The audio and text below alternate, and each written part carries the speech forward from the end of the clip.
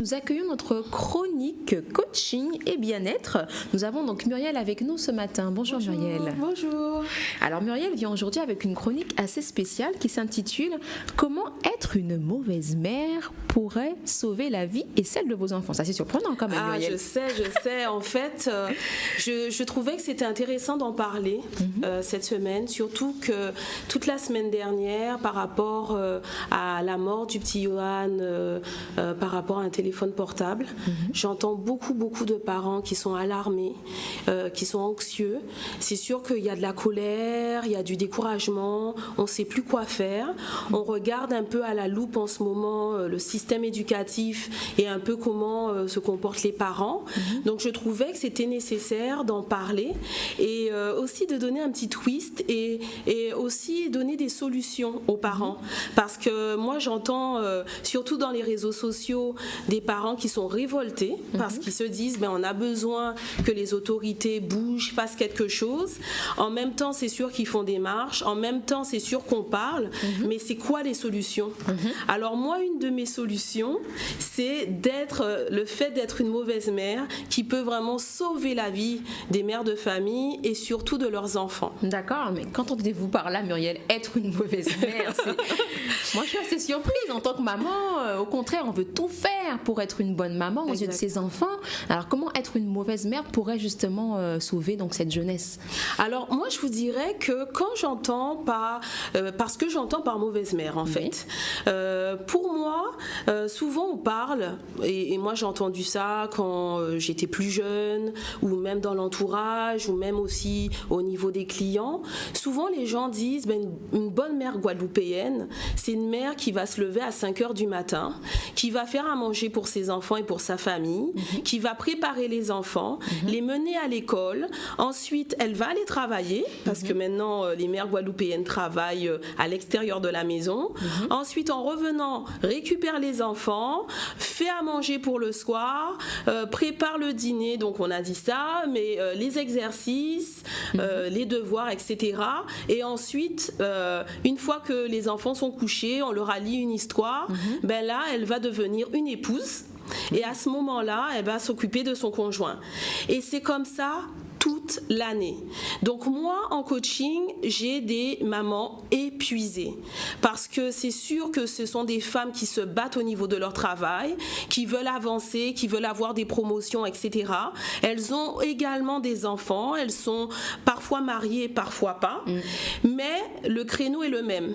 Pour être une bonne mère guadeloupéenne, il faut rentrer un peu dans cette idée reçue, qui n'est plus d'actualité parce qu'on n'est plus à l'âge de nos grands-mères, de nos arrière-grand-mères, et maintenant les femmes guadeloupéennes travaillent.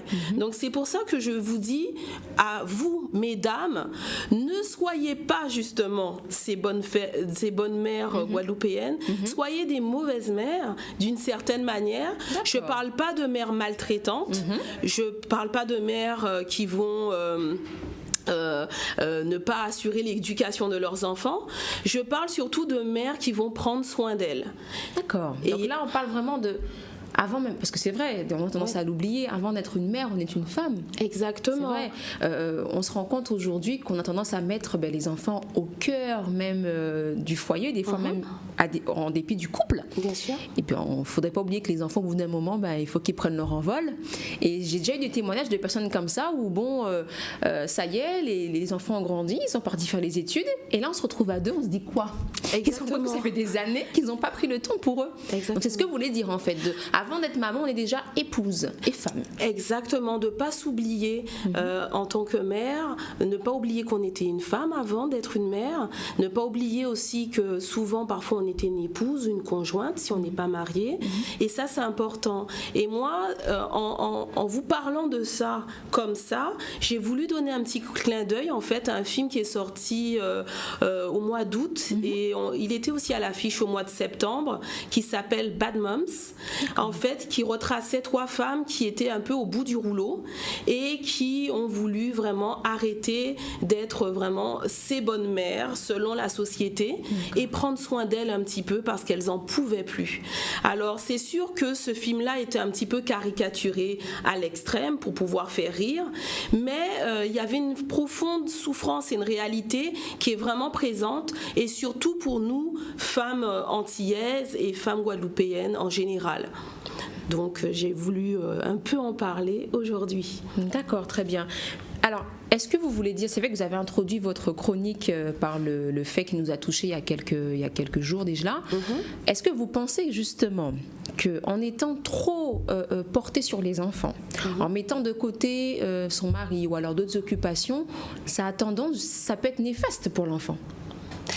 Et justement, cet enfant-là peut devenir ce qu'on dit de fois, les enfants sont un peu gâtés. Des fois, c'est ce qui fait que l'enfant, après, on dit qu'il a eu une bonne éducation, certes. Maman a toujours été présente, peut-être que maman a été trop présente, donc il a été trop materné. C'est sûr que là, on va tomber sur la thématique des enfants. Je voulais un petit peu rester quand même sur les mamans, parce qu'avant vraiment de voir l'enfant, je trouve qu'il faut commencer par soi. C'est un peu le principe du masque à oxygène dans les avions. Avant que la maman mette le masque à oxygène sur son enfant, elle doit d'abord le mettre sur elle et ensuite avoir la capacité de sauver son enfant. Et moi, c'est un peu ce que je préconise. C'est-à-dire, mesdames, mères de famille, avant de mettre le masque à oxygène sur le visage de vos enfants, je sais que c'est dur d'entendre ça, mais mettez-le d'abord sur vous. Pourquoi ? Parce que, étant donné que c'est vous la maman, c'est vous l'exemple, c'est vous qui êtes, on entend ça souvent, le potomitan de la famille, surtout de la famille antillaise. Alors, si vous vous occupez pas de vous, qu'est-ce qui se passe ? Eh ben, on va avoir du découragement au niveau des mamans. Moi, j'en ai en coaching qui sont découragées. On a de la dépression. On a aussi des femmes qui ne prennent pas le temps d'avoir des activités sportives ou de prendre du temps pour se reposer. Donc, on commence à avoir de la surcharge pondérale parce qu'elles grignotent pour compenser. Donc, lorsqu'on emmène les enfants à l'école, il y a toujours des goûters, ou même lorsqu'ils attendent le repas, il y a toujours des goûters. Donc, certaines mamans se reconnaîtront qui piochent un petit peu dans les goûters des enfants. Donc on grignote et qu'est-ce qui se passe ? On prend de la surcharge pondérale. Parfois les mamans, parce qu'elles sont au bout du rouleau, elles se disent je vais aller me tourner vers tout ce qui est restauration rapide, donc s'arrêter au fast-food. Donc on commence à avoir des mamans fast-food et des enfants fast-food aussi, donc avec une recrudescence de l'obésité au niveau des femmes, mais aussi au niveau de l'obésité infantile. Donc et surtout, et moi je mettais vraiment un point d'honneur à en parler aujourd'hui, c'est que tout ça, ce stress accumulé, le fait qu'on fasse pas de sport, qu'on grignote à côté, donc surcharge pondérale, ça tend vers ce qu'on appelle les maladies du cœur. Ça tend aussi vers ce stress accru et le fait que les mamans se sentent coupables, vers des cancers, comme par exemple le cancer du sein. Puis je voudrais vous lire un peu, si vous me le permettez, quelques stats, parce que je trouvais que c'était important d'en parler. Il y a une étude de l'Observatoire régional de la santé en Guadeloupe qui a été publiée en 2012 qui disait que de 2005 à 2009, le cancer du sein a causé le décès de 43 femmes en moyenne par an. Ça a l'air peu peut-être pour certains comme chiffre, mais c'est en fait beaucoup. De 2006 à 2009, il y a 175 femmes qui se sont faites hospitaliser en longue durée à cause du cancer du sein. Et entre 45 ans et 54 ans, le taux de mortalité chez les femmes guadeloupéennes est plus élevé que chez les femmes dans l'Hexagone. Sachant que nous, par rapport à notre population, on est un petit archipel comparativement à la métropole qui a un plus gros bassin de population. C'est énorme. Puis je m'arrête pas là. Au niveau des maladies cardiovasculaires, les maladies cardiovasculaires sont une des premières causes de décès en Guadeloupe. Alors quand on entend obésité, on fait un peu moins de sport, on est stressé de plus en plus. Ça c'est un cocktail pour vraiment activer ce facteur-là. Donc, et là dedans encore, les femmes guadeloupéennes seraient plus touchées que les femmes de l'Hexagone. C'est énorme. énorme. C'est pour ça que je crie et je dis aux femmes guadeloupéennes et aux mères guadeloupéennes et antillaises en général, prenez soin de vous, s'il vous plaît. Prenez du temps pour vous. Prenez du temps, je sais que c'est difficile à entendre, avant de rentrer à la maison. Lorsque vous arrivez, tout de suite vous tombez dans la cuisine, les devoirs, etc. Mais prenez peut-être 10 minutes juste pour décompresser, 10 minutes pour vous permettre de sortir du mode chauffeur dans les embouteillages ou du mode je travaille à mon lieu de travail et je suis stressée par rapport à ça, au mode maison. Parfois 10 à 15 minutes juste pour décompresser. Expliquez à vos enfants, maman a besoin de se reposer, juste 10 minutes. Prends un petit livre, prends, moi je ne sais pas, ton jouet ou va jouer dans le jardin si vous avez un jardin et laisse maman décompresser 10 minutes. Après, maman sera tout à toi. Ça fait vraiment une différence. Ça fait vraiment une différence. Donc, moi, c'est un cri du cœur que je dirais pour les mamans guadeloupéennes et les mamans antillaises en général qui s'oublient. Alors, voilà. Oui, c'est vrai que les femmes guadeloupéennes, la femme en général, a tendance à se sacrifier pour ses enfants, surtout quand on est dans un système de famille monoparentale. Bien sûr. Parce que c'est vrai que quand on a l'époux qui nous soutient, on peut se permettre de se reposer 10 minutes, aller va voir papa, ou bien va les emmener se promener, et là on souffle. Mais malheureusement, des fois, les femmes sont seules à élever les enfants. Donc, elles ont tendance à donner tout pour l'enfant. Alors, est-ce que vous pensez que ce conseil-là peut s'appliquer aussi bien pour une famille monoparentale ou alors une femme avec son époux? C'est possible? C'est possible. Réellement? Alors déjà, pour une femme avec son époux, je précise qu'il faut qu'elle le fasse parce que souvent, les femmes n'osent pas demander. Elles pensent que leurs maris ne peuvent pas les aider. Mais les pères guadeloupéens ont changé également. Ils sont très actifs dans l'éducation de leurs enfants, excusez-moi. Ils sont très actifs aussi pour s'impliquer dans la famille. Mais souvent, comme ils ne font pas de la même façon que les femmes, elles leur disent « Ah non, tu ne le fais pas aussi bien, je vais le faire. » Donc, on s'accapare un petit peu tout ce qu'il y a à faire dans la maison et à la fin, on se dit « Ah, mais je ne comprends pas, je suis toute seule à travailler, à faire de quoi à la maison. » Donc, déjà dans ce cas de figure-là, mesdames, s'il vous plaît, vous n'avez pas besoin d'être parfaites. C'est pas en vous surchargeant de travail à la maison que vous allez être plus aimé. Au contraire, partagez avec vos conjoints.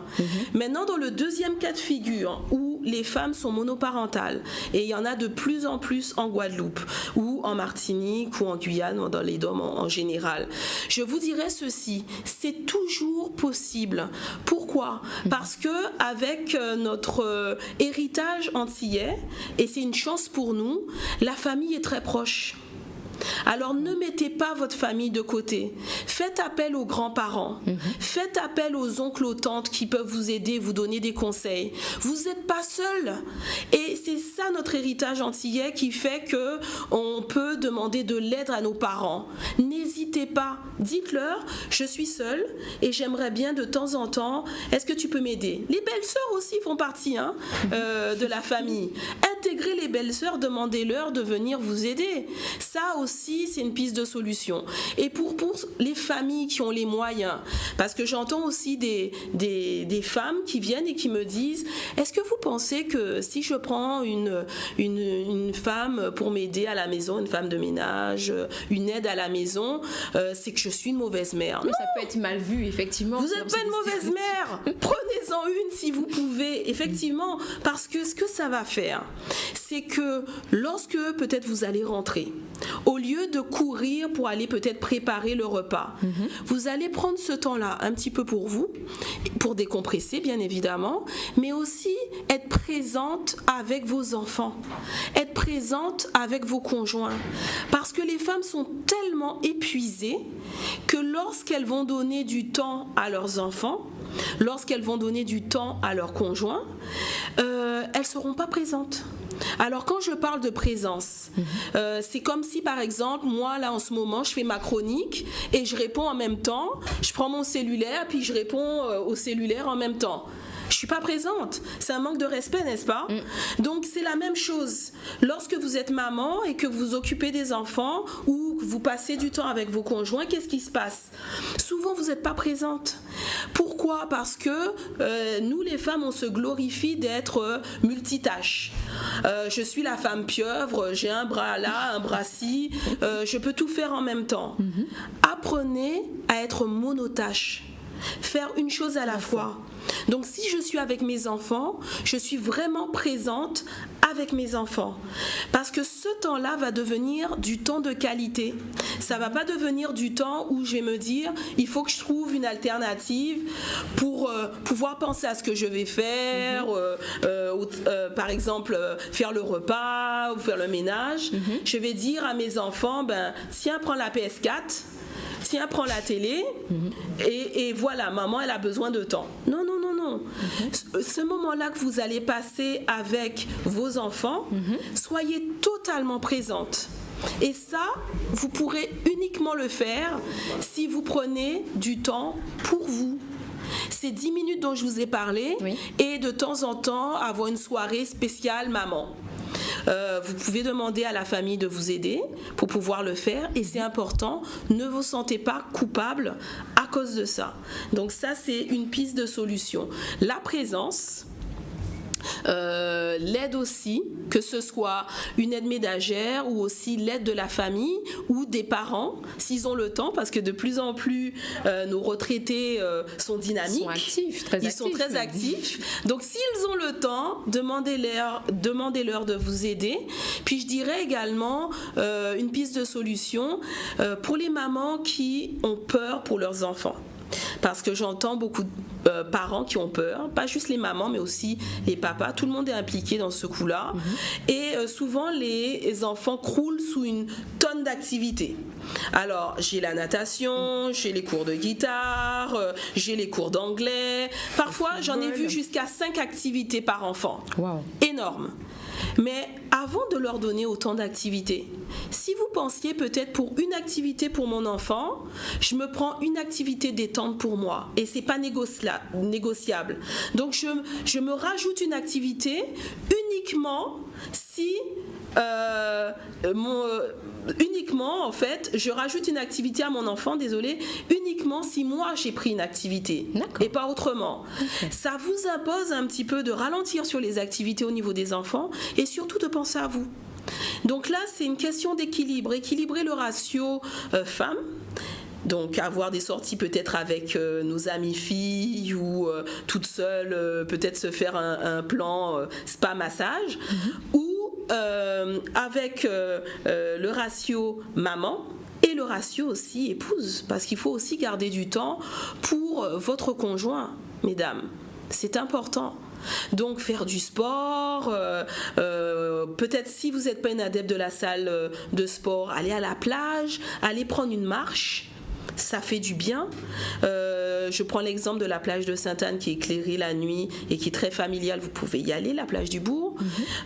Toutes ces petites choses-là auxquelles on ne pense pas et qui sont vraiment très simples à faire. D'accord. Donc c'est vrai qu'on retient, Muriel, qu'il faut que les femmes prennent du temps pour elles, qu'elles arrêtent de se fixer peut-être trop d'objectifs, une perfection pour dire que c'est maman qui fait. Et puis moi, j'aimerais juste vous demander pour terminer, est-ce que vous, en tant que coach, vous intervenez? Voilà, je suis maman, je viens désespérée, j'en peux plus, j'arrive plus à gérer. Est-ce que vous arrivez à mettre en place peut-être un planning avec la maman pour lui dire bon, présentez-moi vos journées, votre semaine, voilà comment on peut faire. Est-ce qu'on peut pas déplacer? Est-ce que ça, papa peut pas le faire à votre place? Vous intervenez sur ce plan-là avec les mères? Bien sûr, j'interviens sur ce plan-là. On regarde un peu la gestion du temps avec les mamans actives. On regarde également la gestion du stress, des émotions, parce que souvent, lorsqu'elles sont un peu au bout du rouleau, elles n'ont pas de patience. Elles sont fatiguées et du coup, il y a la gestion des émotions aussi qui prend le relais. Donc, on regarde effectivement le planning ensemble. On regarde aussi des solutions qu'elles pourront mettre en place dès leur sortie du centre Carutera pour pouvoir l'adapter à leur famille. On regarde aussi au niveau des émotions des moments de détente parce qu'on fait de la relaxation. C'est pas juste du coaching actif, mais c'est aussi du coaching détente. Donc on regarde ça et je leur apprends à se détendre toutes seules pour que si par exemple elles ne viennent pas en séance, elles puissent le faire convenablement toutes seules également. Je leur apprends également à intégrer les enfants, à intégrer le conjoint parce que c'est un réapprentissage. Parce que lorsqu'on a vu parfois nos mères ou nos grands-mères se sacrifier, on a tendance à faire partie du groupe, à vouloir faire partie du groupe et faire la même chose. Soit on devient membre du groupe ou soit on passe à l'opposé, c'est-à-dire mais moi je ne veux plus m'occuper de rien, prenez vos enfants papa et occupez-vous de vos enfants. Donc on peut aussi tomber dans l'autre extrême.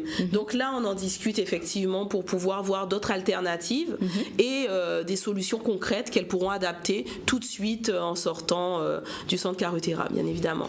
Très bien Muriel, on vous remercie. Donc pour ceux qui ont pris l'émission en cours, Muriel a effectivement intitulé sa chronique « Comment être une mauvaise mère pourrait sauver donc la vie et celle de vos enfants ». Mais on rappelle que nous ne parlions pas de maltraitance, mais bien au contraire d'une maman qui prend le temps pour elle, d'une maman qui prend le temps pour son époux, qui prend le temps de prendre soin d'elle. Et si forcément elle est bien dans sa peau, elle le rendra à ses enfants. Exactement. Voilà. Exactement. En tout cas, on vous remercie. Alors, quelle sera la prochaine chronique, Muriel? Alors, la prochaine chronique, nous allons parler de harcèlement psychologique au travail.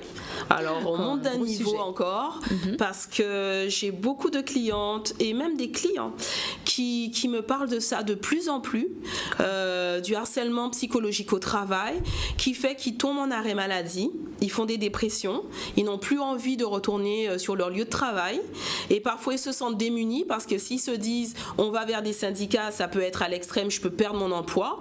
Donc ils sont un petit peu entre le marteau et l'enclume. Alors je trouvais que c'était important d'adresser ça parce que de plus en plus de personnes actives se retrouvent dans cette situation. Mais je pense qu'effectivement c'est un sujet qui va intéresser plus d'un. Un sujet très important. En tout cas, merci Muriel. On vous dit donc à la semaine prochaine. À la semaine prochaine. Et pour ceux qui sont intéressés pour du coaching, vous pouvez nous contacter au 0590 47 30 19 et vous pouvez également nous retrouver sur le www.carutera.com ou au www.zcl.tv. Très bien. Au revoir Muriel.